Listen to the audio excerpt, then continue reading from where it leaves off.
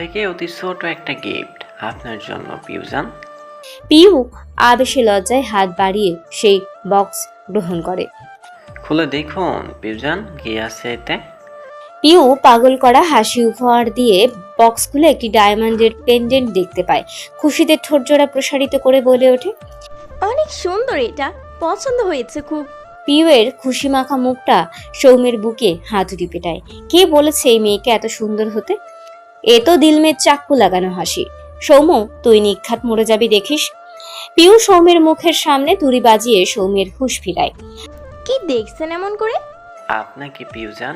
সৌম্যের সাবলীল উত্তর। পিউয়ের দিকে তাকিয়ে সৌম্য অনুরোধের সুরে বলে ওঠে। আমি কি পেন্ডেন্টটা আপনার গলায় পরিয়ে দিতে পারি পিউজান? পিউ চোখ বন্ধ করে সৌম্যের হাতের বক্সটা তুলে নেয়।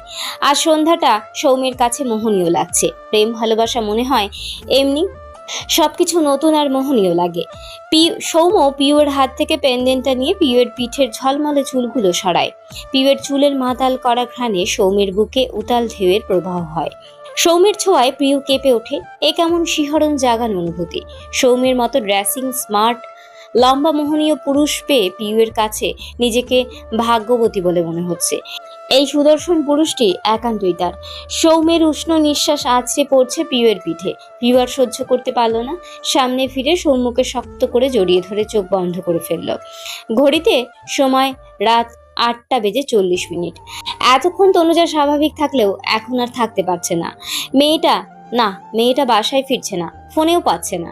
এর মধ্যে কলিং বেলের আওয়াজ হলো। তনুজা দৌড়ে দরজা খুলতে গেলেন। ভেবেছেন স্বর্গ এসেছে, কিন্তু দরজা খুলে মোহিতকে দেখতে পেলেন। ভদ্রতা সূচক হেসে ভেতরে প্রবেশ করতে করতে বললেন মোহিতকে। মামির এরূপ রূপ দেখে বুদ্ধিমান মোহিত বুঝে ফেলল কিছু হয়েছে। তনুজা ভাবছে নাফিজ মাহমুদ বাসায় এলে কি জবাব দেবেন তিনি। চিন্তায় তার মাথা কাজ করা বন্ধ করে দিল। মোহিত বিনীত সুরে জানতে চাইল, কিছু হয়েছে মামি? তনুজা বাচ্চাদের মতো কেঁদে উঠল। মোহিত ঘাবড়ে গিয়ে আবার জিজ্ঞেস করলো, কি হয়েছে মামি, খুলে বলুন। স্বর্গ। কি হয়েছে স্বর্গের? স্বর্গ বাসা থেকে শপিংয়ে যাওয়ার জন্য সেই 4টার সময় বের হয়েছে। এখন 9টা বাজতে চললো। মেয়েটা ফিরছে না, ফোনেও পাওয়া যাচ্ছে না। কথাটা শ্রবণ ইন্দ্রিয়তে পৌঁছানো মাত্রই মোহিতের পুরো পৃথিবী অন্ধকার হয়ে গেল। তবু নিজেকে স্বাভাবিক রাখার চেষ্টা করে বলল, হয়তো এখনই এসে পড়বে। না বাবা, ও বলেছে সন্ধ্যা 7টার মধ্যে ফিরবে, আর ও সন্ধ্যার পর কখনো বাইরে থাকে না। উদ্বিগ্নের সহিত মোহিত জানতে চাইল, কোথায় গিয়েছে শপিং নিয়ে? তনুজা কেঁদে উত্তর করল, নিউ মার্কেট। আহিয়ানের কথা মনে পড়তেই বুকটা ধক করে উঠল মোহিতের। আমি দেখছি, চিন্তা করবেন না মাম্মি। বলে দৌড়ে বাইরে বেরিয়ে এলো। জিপে উঠে বসে সৌম্যকে কল করলো। সৌম্যের কাছে ব্যক্তিগত বিষয় এক পাশে আর ডিউটি আর এক পাশে। কেবলই দুজনে ডিনার ডিক করতে স্টার্ট করেছে। হঠাৎই ফোনের রিংটন বেজে উঠল। তড়িৎ গতিতে তো তা রিসিভ করে বলে ওঠে, জি স্যার। ওপাশ থেকে কি বলল তা পিউ শুনতে পেল না। সৌম্য আবার বলে উঠল, জি স্যার। পিউ দ্রুত খাবার শেষ করুন, আমাদেরকে যেতে হবে। পিউ কিছু জিজ্ঞেস করার আগে সৌম্য বলে উঠল, স্বর্গ ম্যামকে পাওয়া যাচ্ছে না, আমি মেজরের সাথে বের হব। আপনার বাসার ঠিকানা বলুন দ্রুত। পিউয়ের বাসা রেস্টুরেন্ট থেকে বেশি দূরে নয়। সৌম্য যাবার পথে ওকে নামিয়ে দিতে পারবে। দেরি না করে দুজনে দ্রুত বিল মিটিয়ে বেরিয়ে যায়। পিউকে নামিয়ে দিয়ে সৌম্য মোহিতকে কল করে, স্যার আমি অপেক্ষা করছি, আপনি আসুন। ক্যাপ্টেন একটা নাম্বার দিচ্ছি, ট্র্যাক করার চেষ্টা করবেন কোথায় আছে। এসব কুটকাঁচালির বিষয়ে সৌম্য খুব এক্সপার্ট, কিন্তু ডিপার্টমেন্টের সৌম্যের এই গুণ জানে না। জানলে নিঘাত এই ভাইপার স্কোয়াড্রন থেকে সাইবার সিকিউরিটিতে ঢুকিয়ে দেবে। নাফিজ মাহমুদ ডিপার্টমেন্টে জানিয়ে দিলেন কেউ তার মেয়েকে অপহরণ করেছে। ডিপার্টমেন্ট থেকে পুলিশ ইউনিট মুহূর্তেই ছড়িয়ে পড়ল সারা শহরে। মোহিত মনে মনে সিদ্ধান্ত নিয়েছে, এটা যদি আহিয়ান হয় তো সে ডিরেক্ট শুট করে দিবে। কিছুতেই মোহিতের বোনাজাল থেকে বের হতে দেবে না আহিয়ানকে। এবার সাবধান তনুজা, যাবার আগে বারবার হুঁশিয়ারি দিয়ে গেলাম আপা যাতে এসব বিষয়ে কিছুই না জানে। আপার কন্ডিশন তোমার অজানা নয়। তোমাকে আপার সামনে শক্ত থাকতে হবে।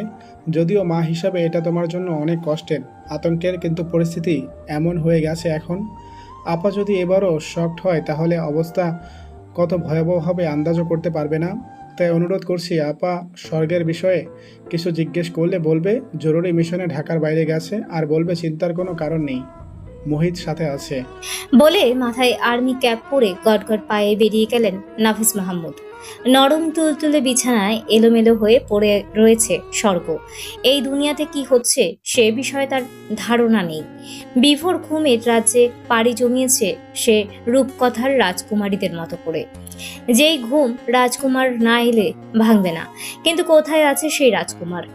সে কি পৃথ্বীরাজের ঘোড়া নিয়ে স্বর্গকে উদ্ধার করতে আসবে এই রাক্ষসপুরী থেকে?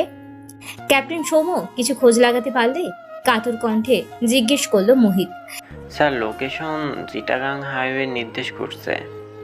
মোহিতের কপালে চিন্তার সূক্ষ্ম ভাঁজ পড়ে। সারা শহর তন্ন করে খুঁজেও আর্মি স্পেশাল পুলিশ ইউনিট নাফিস সাহেবের মেয়ের কোনো হদিশ পেল না। আর্মি হেডকোয়ার্টারের বোর্ড মিটিং বসানো হলো।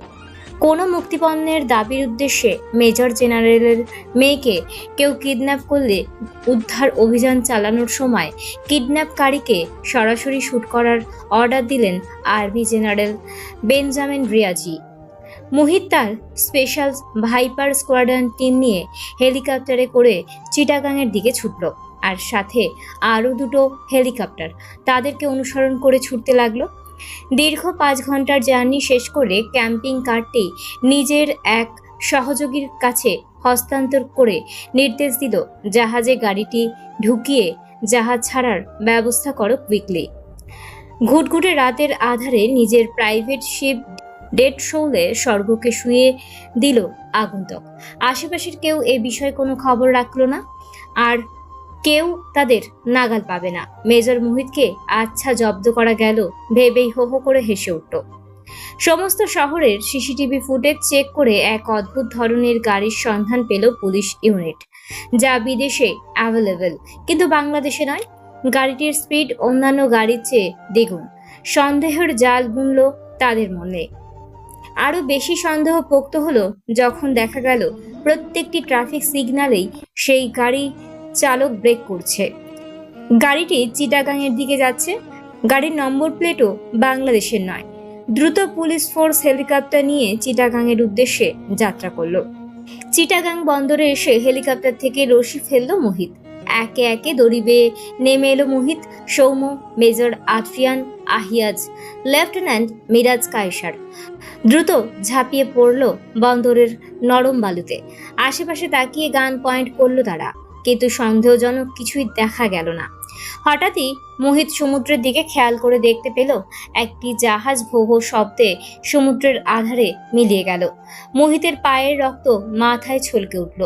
আরো দৃঢ় প্রতিজ্ঞাবদ্ধ হলো এর শেষ দেখে ছাড়বে মোহিত।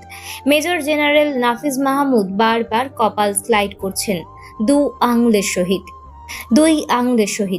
মেয়েটার এই 24 বছরের জীবদ্দশায় কখনো একা ছাড়েননি তিনি। এত বড় মেডিকেলে পড়া মেয়েকেও হাতে ধরে কলেজের সামনে রেখে এসেছেন তিনি। সেই মেয়ে আজ কার না কার হাতে পড়েছে। স্বর্গের ভয়ার্ত চেহারা মনে করে নাফিস মাহমুদ বুকে তীক্ষ্ণ ব্যথা অনুভব করলেন। স্বর্গকে কিডন্যাপ কে করতে পারে তা মোহিত নাফিস মাহমুদকে জানিয়েছে। শুধু তাই নয়, ছেলেটি কি পরিমাণ দুর্ধর্ষ সেটার প্রমাণ নাফিস নিজেই। ব্রিগেডিয়ার জেনারেলের মেয়ের বিয়ের দিনই মোহিত নাফিস সাহেবকে সব খুলে বলেছেন। সাবধান হওয়ার আগেই যে এমন ঘটনা ঘটে যাবে তা ঘূর্ণাক্ষরে টের পাননি নাফিস মাহমুদ। বাসায় সুকার তনুজা নিজেদের যথেষ্ট স্বাভাবিক রাখার নাটক চালিয়ে যাচ্ছে, কিন্তু একজন মা আর ভাই কি পারবে দীর্ঘ সময় ধরে এই নাটক চালাতে? কি ব্যাপার তনুজা, তোমাকে এমন লাগছে কেন? কিছু হয়েছে? আর মোহিতের কণ্ঠ শুনেছিলাম, দেখা না করে কোথায় গেল? আসলে আপা, ঢাকার বাইরে একটা জরুরি মিশনে ওদের দ্রুত চলে যেতে হয়েছে। আপনার ভাই ফোন করে জানিয়েছে ছোট্ট একটা মিশন, চিন্তার কিছু নেই। অনেক রাত হয়েছে আপা, আপনি শুয়ে পড়ুন, বেশি রাত জাগা আপনার জন্য ভালো নয়। বলেই কাজের বাহানা দিয়ে চলে গেলেন তনুজা। মোহিত অনেক আগেই আহিয়ানের সকল খোঁজ খবর রাখত, কিছু গুপ্তচরের মাধ্যমে। কোথায় যায়, কি করে, কোথায় কার সঙ্গে ওঠা বসা, এভরিথিং। চাইলেও মোহিত সকল খবর জানতে পারবে। কিন্তু সকাল পর্যন্ত অপেক্ষা করতে হবে। এই অপেক্ষা তো মোহিতের কাছে 1 শতাব্দীর সমান হবে।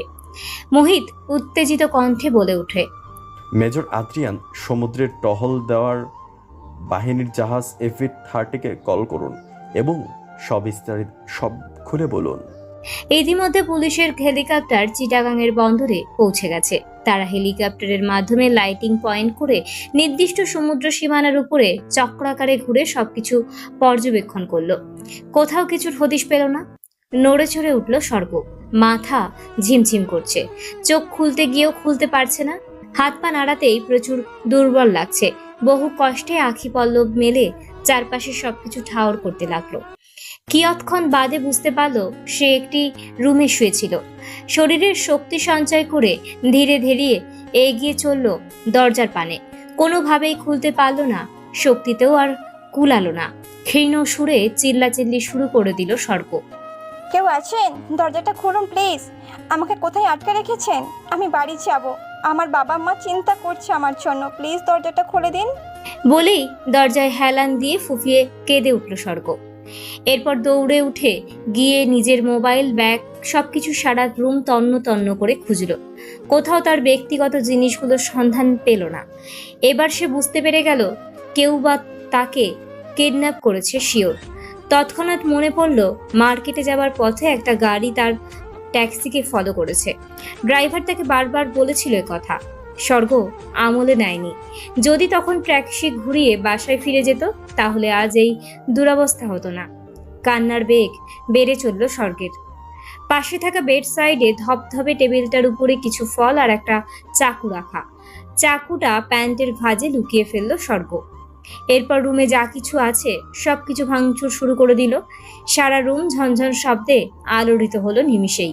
কারো দৌড়ে আসার শব্দ পেতেই দরজার পিছনে লুকিয়ে পড়ল স্বর্গ। হাতের চাকুটা খুব সতর্কতার সহিত ধরে অপেক্ষা করতে লাগলো। স্বর্গ সেলফ প্রোটেক্ট জানে। সে গান পয়েন্ট থেকে শুরু করে বিপদে পড়লে কিভাবে নিজেকে রেস্কিউ করতে হবে এইসব ট্রেনিং খুব ভালো মার্কসের সহিত অর্জন করেছে। খট করে খুলে গেল দরজা। সুযোগ বুঝে পিছন থেকে দৌড়ে লোকটির গলা বাহু দিয়ে চেপে ধরে এমনভাবে তাকে আঘাত করলো যে লোকটি মরবে না, কিন্তু আর উঠেও দাঁড়াতে পারবে না। হঠাৎই পিছন থেকে কেউ গমগমে কণ্ঠে বলে উঠল,